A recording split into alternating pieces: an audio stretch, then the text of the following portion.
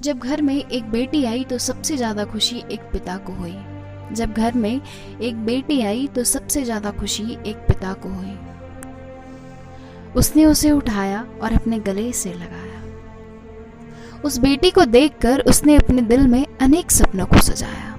उस बेटी को देखकर उसने अपने दिल में अनेक सपनों को सजाया कि ऐसा बनाऊंगा, इस ऊंचाई तक पहुंचाऊंगा, मैं अपनी प्यारी बेटी को पूरी दुनिया दिखाऊंगा।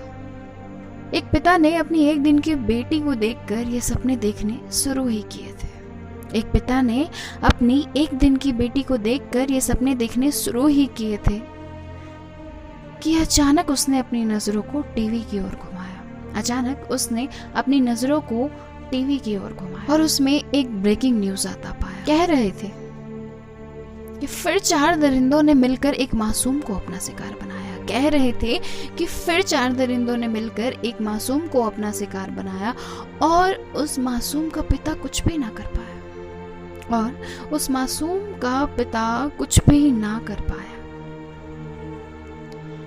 यह देखकर उस एक दिन के बेटी के पिता का दिल भर आया। यह देखकर उस एक दिन की बेटी के पिता का दिल भर आया।